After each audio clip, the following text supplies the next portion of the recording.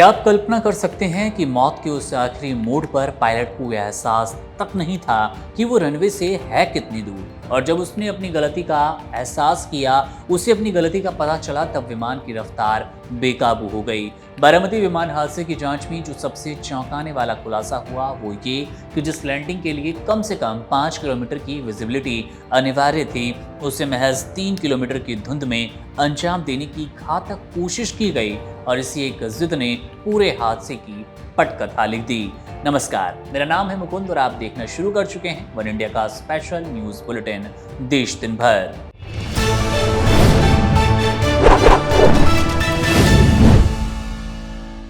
Baramati air crash की परतें अब धीरे धीरे खुलने लगी है और नागरिक उड्डयन महानिदेशालय यानी कि डीजीसीए की जांच का पूरा फोकस उस मानवीय भूल और विजुअल मिसजजमेंट पर टिक गया जिसने इस पूरी घटना को अंजाम दिया। जांच के शुरुआती नतीजे बताते हैं कि हादसा तकनीकी खराबी से ज्यादा पायलट के गलत आकलन का परिणाम था। सूत्रों की माने तो जांच दल 2 मुख्य बिंदुओं पर काम कर रहा है। पहला ये कि क्या वाकई विमान में कोई ऐसा तकनीकी फॉल्ट था जिसने पायलट को मजबूर किया, या फिर रनवे को देखने और पहचानने में ही पायलट से इतनी बड़ी चूक हो गई कि उसे सुधारने का मौका नहीं मिला। डीजीसीए के अधिकारियों ने इस मामले में जो सबसे अहम जानकारी साझा की वो बारामती एयरफील्ड की क्लास जी श्रेणी के होने से साफ तौर पर जुड़ी है। दरअसल बारामती जैसी एयर स्ट्रिप्स अनकंट्रोल्ड एयरपोर्ट श्रेणी में आती है जहां कोई full time air traffic controller मौजूद नहीं होता। ऐसी जगहों पर सारी जिम्मेदारी पायलट के कंधों पर होती है। पायलट को खुद ही अपनी आंखों से रनवे को देखना होता है और दूरी का अंदाजा लगाना होता है और आसपास के माहौल पर नजर भी रखनी होती है। नियमों के मुताबिक ऐसी जगहों पर विमान उतारने के लिए कम से कम 5 किलोमीटर की स्पष्ट दृश्यता अनिवार्य मानी गई है, यानी कि विजिबिलिटी साफ हो, वो भी 5 किलोमीटर तक। लेकिन हादसे के दिन वहां पर विजिबिलिटी केवल 3 से 5 किलोमीटर के बीच झूलती नजर आई। हादसे के वक्त के घटनाक्रम को अगर बारीकी से देखें तो रोंगटे खड़े हो जाते हैं। जब विमान लैंडिंग के लिए अप्रोच कर रहा था तब ग्राउंड क्रू और संबंधित तंत्र ने पायलट से पूछा कि क्या उसे रनवे साफ नजर आ रहा है। अब विडंबना देखिए, उस वक्त महज विजिबिलिटी 3 किलोमीटर आंकी गई। पहली बार जब ये सवाल पूछा गया तो विमान के क्रू की तरफ से कोई जवाब नहीं आया। इसके बाद पायलट ने समझदारी दिखाते हुए विमान को वापस हवा में ले जाने की कोशिश की होगी, यानी कि गो अराउंड करने की कोशिश की। लेकिन असली ड्रामा तब शुरू हुआ जब दूसरी बार लैंडिंग की कोशिश की गई और दूसरी कोशिश के दौरान भी पहले क्रू ने कहा कि रनवे नजर नहीं आ रहा, लेकिन फिर अचानक ही पल भर के भीतर उन्होंने पुष्टि कर दी कि रनवे दिख गया। डीजीसीए के सूत्रों का मानना है कि यही वो पल था जहां सबसे बड़ी गलती हुई और इस पूरे हादसे को न्योता दिया गया। जांच अधिकारियों का कहना है कि जब पायलट को आखिरकार रनवे दिखा तब वो रनवे के काफी करीब आ चुका था और उसे अपनी स्थिति का गलत अंदाजा हो गया।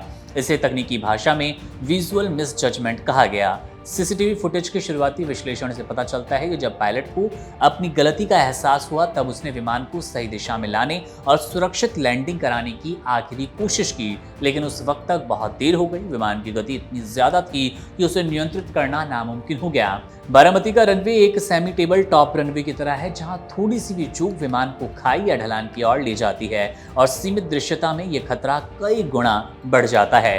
इस हादसे ने अब छोटे एयरफील्ड्स पर सुरक्षा मानकों को लेकर गंभीर सवाल खड़े कर दिए। जांच पूरी होने के बाद डीजीसीए अब क्लास जी एयर स्ट्रिप्स के लिए नई ऑपरेशनल गाइडलाइंस और एडवाइजरी जारी करने की पूरी तैयारी में है। यह जांच केवल इस हादसे की वजह नहीं बताएगी, बल्कि भविष्य में होने वाली ऐसी गलतियों को रोकने के लिए एक बड़ा सबक भी थी और सबक बनेगी। आखिर क्यों नियमों को ताक पर रखकर कम विजिबिलिटी में लैंडिंग की कोशिश की गई? ये सवाल आज भी जांच के केंद्र में है कि क्या कोई दबाव था या सिर्फ एक गलत आत्मविश्वास। इस खुलासे की विस्तृत रिपोर्ट आने के बाद ये सारी तस्वीर साफ होगी, सारे जो संशय है उस पर से पर्दा उठेगा। लेकिन अब तक की जांच ने ये तो साफ कर दिया कि चंद सेकंड की धुंध और देखने की चूक ने इस दुखद हादसे को जन्म दिया और अजीत पवार आज हमारे बीच नहीं रहे। क्या हम आज़ादी के नाम पर आज़ादी के 75 साल बाद भी एक जाति विहीन समाज बनाने की बजाय भेदभाव को लगातार हवा दे रहे हैं? भेदभाव की उस अंधी खाई में गिरने जा रहे हैं जहां से हम निकलने की कोशिश कर रहे थे। सुप्रीम कोर्ट ने यूजीसी के नए नियमों पर रोक लगाते हुए केंद्र सरकार से ये चुभता हुआ सवाल किया। कोर्ट ने साफ कर दिया कि 19 मार्च को होने वाली अगली सुनवाई तक 2012 के पुराने नियम लागू रहेंगे। सीजेआई ने बेहद तल्ख टिप्पणी करते हुए कहा कि जाति विहीन समाज की ओर बढ़ना चाहिए, लेकिन ऐसे फैसले हमें पीछे ले जाते हैं। कोर्ट ने चेतावनी देते हुए कहा कि यूजीसी के ये नियम बेहद अस्पष्ट हैं और इनका भविष्य में बड़े पैमाने पर दुरुपयोग हो सकता है। अब इसी मामले पर सुप्रीम कोर्ट की टिप्पणी पर हमने देश की नब्ज टटोलने की कोशिश की। राजधानी दिल्ली की जनता क्या कुछ बता रही है सुप्रीम कोर्ट के इस फैसले पर, जरा सुनिए।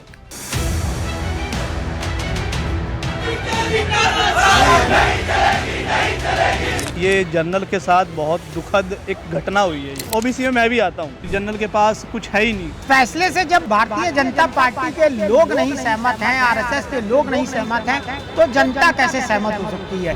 एजुकेशन पर इतना भी फोकस नहीं है। काइंड रूल तो मेरे अगेंस्ट में ही है। एसटी एससी वालों के पास थोड़ी सी पावर आ चुकी है, हम जनरल कोटा वालों के। तो कहीं ना कहीं इसको हम एक तरह से डिस्क्रिमिनेशन ही बोलेंगे। हम ऐसी कोई प्रॉब्लम क्रिएट नहीं कर रहे, सजा हमें मिल रही है।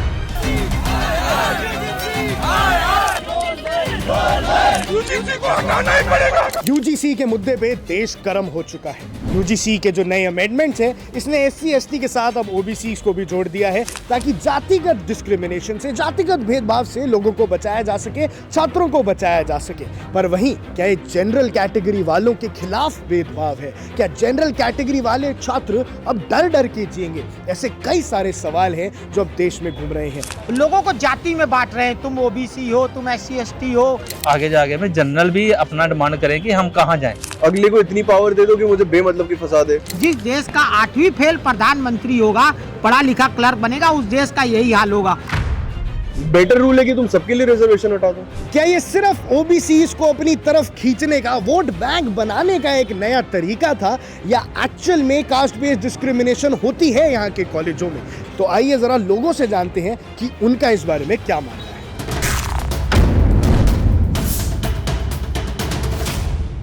सबसे पहले तो बताइए, यूजीसी का ये जो नया फैसला आया है, ओबीसी को भी अब एससी एसटी के साथ जोड़ दिया गया है, उनको जातिगत भेदभाव से बचाया जाएगा। आप इस फैसले से संतुष्ट हैं, खुश हैं? देखिए, मुझे ऐसा लगता है कि अभी जो फैसला आया है ना कहीं ये जनरल के साथ बहुत दुखद एक घटना हुई है। ये उनके साथ एक छेड़छाड़ हुई है ये कि भाई ये जो 3-4 कम्युनिटी हमारी है, एससी एससी ओबीसी, तो ये मिल के अब इनका घेराव करेंगे इन लोगों का बेसिकली। और उसमें कहीं ना कहीं ओबीसी में मैं भी आता हूँ, लेकिन मैंने कभी ऐसे कोई फ़ायदा उठाया नहीं कि भाई मैं एक जाति का इस्तेमाल करके, अपनी या जाति का इस्तेमाल करके कोई ऐसी सुविधा सरकार से लूँ, या कोई ऐसे गवर्नमेंट जॉब में कोई ऐसा मैं कोई कोटा लूँ। कभी ऐसा हुआ नहीं है। लेकिन कहीं ना कहीं जनरल के साथ ये बहुत बुरा हुआ है। आज हम 21वीं सदी में जी रहे हैं, कहीं ना कहीं ये सब आज नॉर्मल हो जाना चाहिए मेरे अनुसार। क्योंकि कहीं ना कहीं अगर आप देखेंगे तो आज का समय ऐसा है, आज का दौर ऐसा है कि अगर आपके पास काबिलियत है तो आप अपनी काबिलियत से आगे आइए। ना कि आप किसी पर्टिकुलर कोटे को लेके आप आगे निकलें। अगर आप में काबिल है तो आप ज़रूर, आपका स्वागत है, वरना कोई उसका मतलब नहीं रह जाता है। बिल्कुल, ये आपने बहुत अच्छी बात की कि आपने खुद ओबीसी होने के बाद कभी भी उसका फ़ायदा नहीं उठाया है, वो नहीं किया है। लेकिन एक सवाल यही मैं आपसे पूछना चाहूँगा कि लेकिन क्या आपने कभी फ़ायदा नहीं उठाया, वो बात अलग है, लेकिन क्या आपने कभी खुद जातिगत डिस्क्रिमिनेशन फेस किया? उसकी वजह से खुद आपने कभी उस दौर से गुजरे?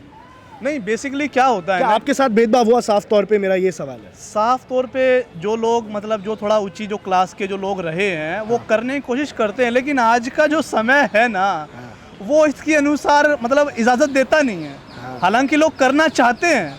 देखिए, मैंने एक बुक्स पढ़ा था, जॉन कोई एक वो थे, तो उन्होंने अपनी बुक में ये बताया था कि भाई हम जानवर की तरह हैं। तो कहीं ना कहीं हमारे अंदर किसी को नीचा दिखाने की, बहुत से लोगों को नीचा दिखाने की प्रवृत्ति है। तो कहीं ना कहीं ये जो आज हो रहा है, ये हमारी ऐसी प्रवृत्ति ऐसी है कि हम नीचा दिखाना चाह रहे हैं, लेकिन जब समाज को देखते हैं, जैसा समाज एक जो आज इतनी ज़्यादा हमने उन्नति की है, उस हिसाब से वो चीज़ करना थोड़ा मुश्किल हो रहा है। वरना आज भी ऐसे लोग हैं समाज में जो जातियों को इस तरीके से दबाने का काम कर रहे हैं, ठीक है। और कुछ जो जाति थी उनको बेचारे का एक आज तो बहुत ऊपर जो है सम्मान हो गया है, लेकिन आज कुछ लोगों को फिर भी दबाया जा रहा है। जैसे अभी जनरल का अभी जो आया है, उनको दबाने का पूरा प्रयास हो रहा है, तो वो भी गलत ही है मेरे हिसाब से। आपको क्या लगता है, जनरल को दबाया जा रहा है, दबाने का प्रयास है? ऐसा लगता है कि आरक्षण या तो पूरा हटा देना चाहिए, या सबके लिए बराबर करना चाहिए, ताकि या मतलब है ना, भेदभाव जो है वो ख़त्म करना चाहिए। वो ज़्यादा बेटर रहेगा। ये एक किसी पर्टिकुलर कास्ट को कवर कर दिया, किसी को अलग कर दिया, तो ये भेदभाव भावना और जाती है। पर्टिकुलर कास्ट में भी ओबीसी में तो बड़ा अलग रहता है कि कहीं हरियाणा के जाट गुजरों को नहीं है, इस मामले में भी कोई टिप्पणी? देखिए 2016 का, मैं बेसिकली हरियाणा से हूँ, तो हरियाणा में 2016 में आरक्षण हुआ था इसी बात को लेके कि भाई हमें भी कोटा दो, क्योंकि मैं ओबीसी हूँ और कहीं ना कहीं जब जाट आरक्षण 2016 का हुआ था तो बहुत ज़्यादा हमारे स्टेट को नुकसान उठाना पड़ा था। करीब आप यकीन लगाइए कि कोई 40-50 हज़ार करोड़ का सरकारी संपत्ति का नुकसान हुआ, समझ रहे हो। तो उस समय इतना ज़्यादा बुरा हाल हो गया था कि आप अगर आज भी वीडियो निकाल के देखेंगे यूट्यूब से तो आपको दिखेगा कि हर तरफ मार पिटाई, इस तरीके दंगे, ये सब होना शुरू हो गया था। लेकिन कहीं ना कहीं वो लोग अपने हिस्से का जो है वो अपना हिस्सा मांग रहे थे, क्योंकि आज आपको पता है कि जनरल के पास कुछ है ही नहीं अगर देखा जाए। लेकिन जो दूसरी जो जाति अपनी ओबीसी है या फिर बीसी है या फिर SC ST है, तो उनकी तुलना में उनको सब दिया जा रहा है। तो कहीं ना कहीं इसको हम एक तरह से डिस्क्रिमिनेशन ही बोलेंगे। लेकिन हाँ जी, देखिए मुझे ऐसा लगता है आरक्षण है ना जो पूरा हटा देना चाहिए, क्योंकि इससे लोग काबिल बनेंगे, ये ज़्यादा ज़रूरी है। काबिलियत ज़्यादा ज़रूरी है। लेकिन वापस आऊँगा उस वाली बात पे आपकी जो आप कह रहे थे। लेकिन क्या ये फिर हिंदुओं को बांटने वाली बात ही हो गई? बीजेपी एक तरफ तो कहती है कि भाई बटोगे तो कटोगे, और वहीं एक तरफ ओबीसी अलग बांट देती है, SC ST अलग बांट देती है, जनरल को इतना पीछे छोड़ देती है कि भाई चलो जनरल तो अपना वोट बैंक है ही। देखो मैं सिर्फ इसमें एक ही बात कहूँगा, समाज में हर तबके के लोग हैं, ठीक है, समाज में रहे हैं और रहेंगे हमेशा के लिए, जो एक दूसरे को दबाने का काम करेंगे, समझ रहे हो। लेकिन ये भी एक डिस्क्रिमिनेशन ही हो रहा है। अगर जनरल को दबाया जा रहा है, उन्हें बेशक बहुत सी सुविधाएं उनको मिल रही हो, जाति के तौर पे, अपनी जो है क्लास के तौर पे मिल रही हो, वो सब मिल रहा हो, लेकिन जब ऐसा बोलते हैं बहुत से लोग कि पुराने समय में इनको बहुत दबाया गया है, हमारे SC ST जो लोग हैं, भाई है, उनको बहुत दबाया गया, इसका मतलब ये नहीं है कि आज भी दूसरी कास्ट को आप दबाएंगे। आपने दबाया ही है, आपने उस समय दबाया, आज आप दूसरी कास्ट को दबा रहे हो, यानी कि ये चीज़ रुकने का, थमने का नाम नहीं ले रही है।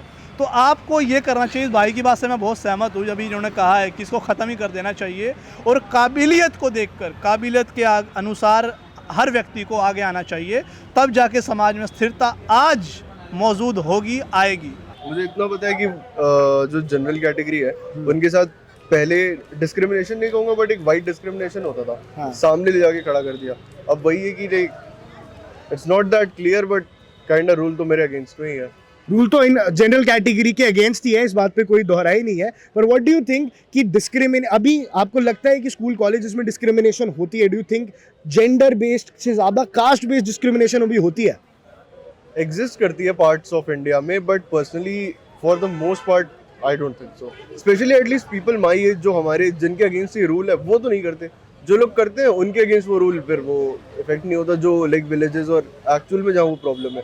हम ऐसी कोई प्रॉब्लम क्रिएट नहीं कर रहे, सजा हमें मिल रही है, तो सजा हमें मिल रही है। तो अब आपको क्या लगता है, इस रूल को रोल बैक कर लेना चाहिए? क्या ये जो रिवर्स डिस्क्रिमिनेशन है, जनरल कैटेगरीज है, उन लोगों के बहुत ज़्यादा खिलाफ है, स्पेशली ब्राह्मण्स, राजपूत, बनियाज, इन ये सारी जो कास्ट है, इनके खिलाफ जा रहा है? What is your opinion?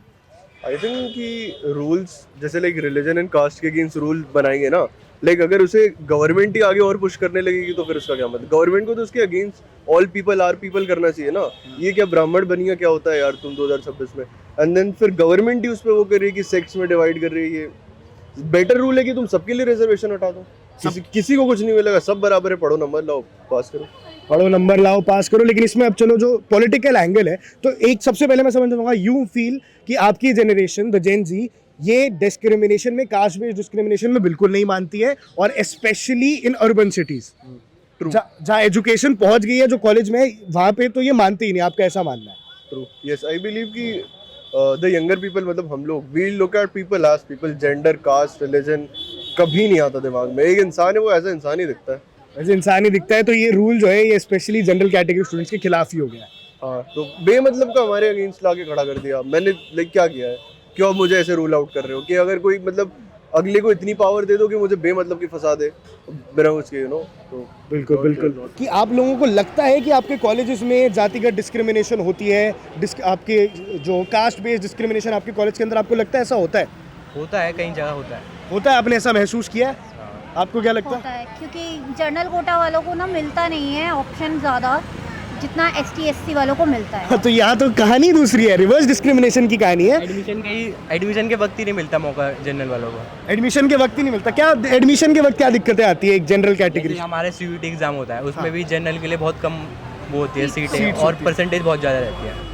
CUT में SC की परसेंटेज बहुत कम रहती है। जैसे सारे गवर्नमेंट एग्जाम पे रहता है, उसमें भी कॉलेज में भी वैसे ही कर दिया, जनरल वालों को मौका ही नहीं देते। जनरल वालों को मौका ही नहीं मिलता। और उसके ऊपर से जब ऐसे रूल आते हैं तो क्या आपको लगता है कि एक you also being a girl, being a guy, कि कभी कोई गलत आरोप लगा दे जातिगत डिस्क्रिमिनेशन करने का, जातिगत भेदभाव करने का? सो डू यू थिंक अब ऐसा माहौल बन रहा है आपके कॉलेज में? हाँ, बन रहा है, क्योंकि अब इन्होंने जब से ये रूल लागू कर दिया है तो ST/SC वालों के पास थोड़ी सी पावर आ चुकी है हम जनरल कोटा वालों के लिए। तो अब वो कुछ भी करेंगे तो हम पे डायरेक्ट एक्शन ले सकते हैं। और ना UGC वालों को, ना हमारा जनरल कोटा का कोई मेंबर है उसमें जो हमें प्रूव कर सके। बिल्कुल बिल्कुल। तो बहुत रॉन्ग चीज़ है। बल्कि इसकी जगह अगर ये लोग ऐसा काम करें कि गवर्नमेंट जॉब्स में जनरल कोटा वालों के लिए भी ज़्यादा परसेंटेज रखें तो वो ज़्यादा बेटर है। ज़्यादा नहीं, एटलीस्ट इक्वल तो रखें कम से कम। इक्वल तो रखें, मैं ये बोलना चाहूँगी। ये बोलना चाहोगे? अब इसका एक ना पॉलिटिकल एंगल भी है कि जो यंग OBC स्टूडेंट्स हैं, यंग SC/ST स्टूडेंट्स हैं, उनका वोट कैप्चर करना चाह रहे हैं। इस वजह से जो करंट गवर्नमेंट है, BJP गवर्नमेंट है, वो इससे चाह रही है। पर आपको कहीं ऐसा लगता है कि दूसरों को खुश करते करते जो ऑलरेडी उनका वोट बैंक था, जो ऑलरेडी स्टूडेंट्स उनके साथ थे, उनका वोट कहीं उनसे छिन ना जाए? हाँ, लग रहा है ऐसा। बहुत जगह होता है ऐसा। सबसे गंभीर टिप्पणी अमेरिका के उदाहरण को लेकर रही, जहां पर कोर्ट ने कहा कि हम उस स्थिति में कतई नहीं जाना चाहते जहां कभी अमेरिका में गोरे और अश्वेत बच्चों के लिए अलग अलग स्कूल हुआ करते थे। कोर्ट के अनुसार भारत की एकता हमारे शिक्षण संस्थानों में झलकनी चाहिए और अगर कैंपस के भीतर ही अलगाव या भेदभाव का माहौल होगा तो युवा बाहर निकलकर देश को एकजुट कैसे करेगा।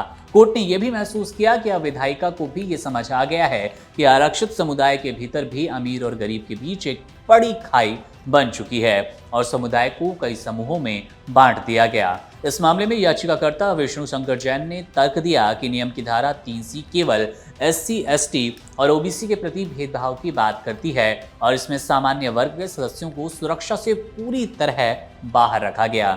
इस संविधान के अनुच्छेद 14 यानी कि समानता के अधिकार के खिलाफ है, क्योंकि भेदभाव किसी के साथ हो सकता है, किसी के भी साथ हो सकता है। सुप्रीम कोर्ट ने इन दलीलों को गंभीरता से लेते हुए कहा कि नियमों की भाषा को स्पष्ट करने के लिए शिक्षाविदों, न्यायविदों और सोशल इंजीनियर्स की एक कमेटी की जरूरत है जो कि समाज में वैमनस्य को बढ़ावा ना दे सके। अब सुप्रीम कोर्ट की इस टिप्पणी को आप कैसे देखते हैं? कमेंट बॉक्स आपके लिए ही है, अपनी राय वहां पर जरूर दीजिएगा। Subscribe to One India and never miss an update. Download the One India app now.